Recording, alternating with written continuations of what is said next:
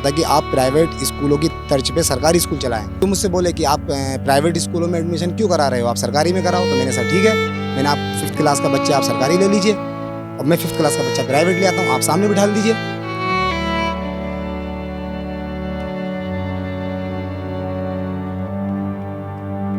चुनाव के नज़दीक आते ही नेताओं के वादे सामने आते हैं और जो ज़मीन के मुद्दे होते हैं वो सामने आते हैं। नमस्कार, मेरा नाम दीपांशु कुंवर है। आप इस वक्त पगडंडी देख रहे हैं। अभी मैं मौजूद हूँ यहाँ जिस बस्ती का नाम गफूर बस्ती है, बलबनपुरा क्षेत्र है। यहाँ के मेरे साथ लोग मौजूद हैं। यहाँ मेरे साथ उवेश रजा मौजूद हैं जो कि बलबनपुरा जो संघर्ष समिति है उसके संरक्षक हैं, संयोजक हैं। तो ये लोग हैं और भी काफ़ी लोग मौजूद हैं। मुद्दा क्या है? मुद्दा ये है कि 22 का चुनाव नज़दीक है। गफूर बस्ती रेलवे से सटी हुई है। रेलवे ने अपने खंबे डाल दिए हैं। लोगों में एक निराशा है और लोगों का कहना है कि हम जहां पहले से रहते हैं उस जगह को हम कैसे छोड़ दें। चुनावी मुद्दा है, चुनावी बात है। हर बार जैसे ही चुनाव नज़दीक आते हैं ये मुद्दे सामने आते हैं। इन्हीं पर चर्चा परिचर्चा के लिए मेरे साथ आज यहाँ के लोग मौजूद हैं। सबसे पहले उवेश रजा मौजूद हैं। क्या है पूरा मुद्दा जो कि लोग परेशान हो रहे हैं? रेलवे ने खंबे डाल दिए हैं। देखिए ऐसा है, 2007 में एक बार यहाँ पर जो है अतिक्रमण हुआ था। तो उसके बाद यहाँ पर रेलवे ने पूरा यहाँ पर ये मैदान जैसा कर दिया था। ये आप सामने देख रहे हैं, पूरा सब ये मैदान कर दिया था। तो उसके बाद फिर रेलवे के कोई भी अधिकारी, कोई भी कर्मचारी यहाँ पर नहीं आए। वो बस्ती दोबारा फिर जो है उरुष पर आ गई। फिर बस्ती यहाँ पर दोबारा बस गई। 2007 के बाद फिर यहाँ पर 2016 तक कुछ नहीं हुआ। 2016 में जब सरकार हमारी कांग्रेस की थी तो इंदिरा जी यहाँ पर विधायक भी थी मौजूदा और वित्त मंत्री थी। तो इस क्षेत्र में यहाँ पर आपके उसके बाद जब 2007 के बाद 2016 में ही यहाँ पर रेलवे खंबे लगाए गए। अब क्योंकि इंदिरा जी सरकार में थी यहाँ पर, तो लोगों को ये उम्मीद थी कि यहाँ पर जो इंदिरा जी के होते हुए कुछ नहीं होगा, लेकिन इंदिरा जी सरकार में होने के बावजूद भी यहाँ रेलवे खंबे लगा दिए गए। और जिसकी वजह से जो ये क्षेत्र आप देख रहे हो गफूर बस्ती का, यहाँ से ये तो एरिया, हम इसके पुनर्वास की बात कर रहे थे इस एरिया की कि इसका पुनर्वास करा दिया जाए इस टुकड़े का, लेकिन पुनर्वास ना करा के यहाँ पर एक राजनीतिक मुद्दा बना के इसको उस पटरी से सामने से यहाँ से ये सामने ऊपर एक सामने जो मकान देख रहे हैं आप, उस मकान तक 500 फीट तक 550 फीट तक रेलवे खंबे जानबूझ के लगा दिए गए हैं। राजनीतिक मुद्दा इसे बना दिया है। रेलवे के खंबे लगे, दिक्कतें हुई और भी यहाँ पर लोग मौजूद हैं। आपका घर भी यहीं इस क्षेत्र में पड़ता है, आपके घर भी उस दायरे पे आ रहा है। 2016 में 2012 में जब इंदिरा जी विधायक का चुनाव लड़ रही थी कांग्रेस पार्टी की तरफ से, तो उस टाइम पर जो है हम लोगों को ये वादा करा गया था कि तुम लोगों को जो है पुनर्वास की जगह मिलेगी, बनबुलपुरा का मालिकाना कराया जाएगा और गफूर बस्ती का पुनर्वास, ITI, पॉलिटेक्निक जैसी इन चीज़ों पे जो है इंदिरा जी ने वादे करे थे हम लोगों से। मगर जीतने के बाद, चुनाव जीतने के बाद कोई भी एक वादा पूरा नहीं हुआ और ऊपर से एक हमें जो है गिफ्ट मिल गया कि हमें खंबे लग गए। यहाँ पे जो खंबे नहीं थे वो खंबे मिल गए हमें। ये हमें जो है इंदिरा जी वोट देने के बाद ये गिफ्ट दे गई हमें। तो हम किससे कहेंगे? अब उत्तराखंड में 2 ही पार्टी का वर्चस्व है, या तो बीजेपी का है या कांग्रेस का है। हम चलो बीजेपी को वोट नहीं देते, कांग्रेस को वोट देते हैं। तो कांग्रेस को हमने वोट दिया, उसके बावजूद भी कांग्रेस ने हमें हमारी परेशानी से निजात नहीं दिलाई। ये हमारी शिकायत है इनसे। तो इस बार क्या मांग रहेगी आपकी अगर सरकार से, चीज़ों से, कि किस तरह से ये चीज़ें सही हो सकती हैं? जो पीछे हुआ उससे तो हम दोहरा के कोई बेनिफिट है नहीं, आगे कैसे सही हो सकता है? आपकी क्या मांग है? आगे मांग हमारी यही है कि 2022 का चुनाव आ रहा है तो इसमें हम लोग कांग्रेस ही हैं, क्योंकि हम कांग्रेस को ही वोट डालते हैं यहाँ ज़्यादातर। बल्कि इंदिरा जी को 2017 में 16,000 मुस्लिम वोट पड़ा था।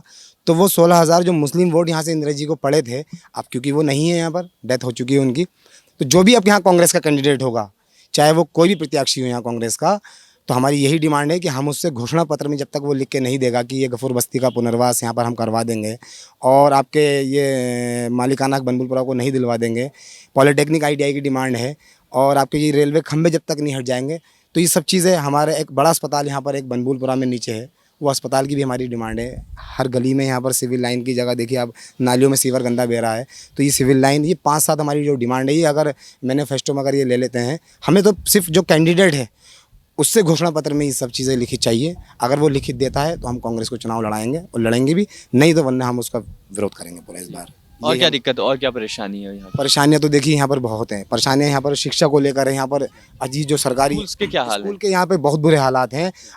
मैंने अभी 10-12 दिन पहले एक ज्ञापन दिया था खंड शिक्षा अधिकारी हल्द्वानी को, कि मैंने उनसे कहा था कि आप प्राइवेट स्कूलों की तर्ज पे सरकारी स्कूल चलाएं, क्योंकि सरकारी स्कूलों की जो टीचरों की तनख्वाह वो 10-12-15 हज़ार रुपये है। और सरकारी जो टीचरें हैं यहाँ पर उनकी 50-60 हज़ार रुपये तनख्वाह है। तो बल्कि वो मुझसे बोले कि आप प्राइवेट स्कूलों में एडमिशन क्यों करा रहे हो, आप सरकारी में कराओ। तो मैंने सर ठीक है, मैंने आप 5th क्लास का बच्चा आप सरकारी ले लीजिए और मैं 5th क्लास का बच्चा प्राइवेट ले आता हूँ, आप सामने बिठा दीजिए, पता चल जाएगा आपको कि आपकी सरकारी स्कूलों की व्यवस्था कैसी है। व्यवस्था तो यहाँ बहुत बिगड़ी हुई है, पढ़ाई को लेकर तो ऐसी व्यवस्था बिगड़ी हुई है कि सारे स्कूलों में यहाँ पर आप देखो जाके कि बुरे हालात हैं, बच्चे स्कूल में आते नहीं है, कोई मैनेजमेंट नहीं है स्कूलों का यहाँ पर। अस्पताल है मगर वहाँ पर जो है व्यवस्था नहीं है। अच्छा, अस्पताल तो ऐसे नजदीक पड़ता है, हाँ, सब वॉकिंग डिस्टेंस। अस्पताल है यहाँ पर, कील घर पे अस्पताल है। वहाँ पर सरकार द्वारा जो है पैसा भी आता है उस अस्पताल को चलाने के लिए, मगर उसमें इमरजेंसी सुविधा और उसको बड़ा बनाने की हमारी मांग है। वो बड़ा बन जाना चाहिए और उसमें जो है इमरजेंसी सुविधा उपलब्ध हो जानी चाहिए। ये हम लोगों की बनभूलपुरा वासियों की ये मांग है, क्योंकि वो हमारे लिए तो है। जब सरकार उसमें पैसा दे रही है, सरकार उसमें जो है खर्चा कर रही है, तो जाहिर सी बात है उसको बड़ा बनाया जाए। मैं कुछ एरिया भी आपको दिखा था, क्योंकि वो जो एरिया ये गफूर बस्ती का एरिया तो ये है, ये आपके ढोलक बस्ती है और आपके ये गफूर बस्ती है। लेकिन यहाँ पर इतने एरिया का तो खाली पुनर्वास की मांग थी। जो नीचे का एरिया है हमारा, जो आपके ये चोरगलिया रोड से जो नीचे का एरिया, यहाँ तो बिना वजह समझ लीजिए खंबे लगे। मैं वो एरिया भी आपको दिखाना चाहता हूँ एक बार, कि आप वो एरिया भी जाकर एक बार हमारे साथ देखें कि जिस एरिया में करीब करीब 50-60 हज़ार लोग जो आबादी है, 50-60 हज़ार जो आबादी है, वो आबादी उस रेलवे खंभे की जद में आ गई है। और आज के टाइम पर लोग इतने परेशान हैं, बरेली तारीखों में इज्जत नगर जाना पड़ता है। बूढ़े बुढ़े यहाँ के जो बेचारे बुजुर्ग हैं, जो यहाँ के आपके विकलांग लोग हैं, जिनके घर यहाँ पर आपके रेलवे सब बरेली जाते हैं, परेशान हो रहे हैं, कोई सुनने वाला नहीं है। जो मूलभूत सुविधाएं हैं उनकी परेशानियां हैं, हर जगह की परेशानियां हैं। फिलहाल अस्पताल वॉकिंग डिस्टेंस पे है, सब कुछ नज़दीक पे है, लेकिन अभाव है अस्पतालों में डॉक्टर का, स्कूलों में टीचर्स का और यहाँ पर मालिकाना हक का। लगातार ये मुद्दे उठते हैं, चुनावों के नज़दीक आते ही मुद्दे और तेज हो जाते हैं। मुझे जो लगता है, जो जनता को लगता है कि इस बार का चुनावी मुद्दा भी सबसे बड़ा मुद्दा जो होगा वो ये रेलवे का मुद्दा होगा और जो ये खंबे डाले गए हैं लोगों के घरों पे उसका होगा। हल्द्वानी में जो है सबसे ज़्यादा देखा जाता है कि कूड़ा हम कहीं भी फेंक देते हैं, चीज़ें कहीं भी फेंक देते हैं। सफाई के लिए नगर पालिका ने व्यवस्था की गई है, लेकिन जो इस तरफ का एरिया है, जो बस्ती वाला एरिया है, वहाँ पर कूड़ा जो है ज़्यादा देखा जाता है, तो तकलीफें दिक्कतें होती हैं उससे। देखिए ऐसा है, पूरे ज़िला नैनीताल का ज़्यादातर आपके ये नैनीताल, भवाली, भीमताल और आपके हल्द्वानी शहर का सारा कूड़ा इधर ट्रंचिंग ग्राउंड है। मतलब ये ट्रंचिंग ग्राउंड भी आपके इंदिरा नगर जो क्षेत्र है, ठोकर से नीचे, वहाँ पर बिल्कुल सटा हुआ एरिया है। मतलब आपके 150 मीटर की भी दूरी नहीं है वहाँ से। और इस ट्रंचिंग ग्राउंड को जो बनाया गया है वो 2002 से 7 के बीच में बना है, ये जब भी इंदिरा जी सरकार में थी। अब वजह उसकी क्या है कि इंदिरा जी नहीं है, वो वजह अलग है, मगर जो परेशानियां हैं वो तो आज भी वहीं की वहीं खड़ी हैं, उनके जाने के बाद भी वहीं की वहीं खड़ी हैं। अब वहाँ पर जब आग लगती है, धुआं उठता है, तो वो पूरा धुआं गोया जाली तक, इंदिरा नगर तक, पूरा नीचे तक जाता है।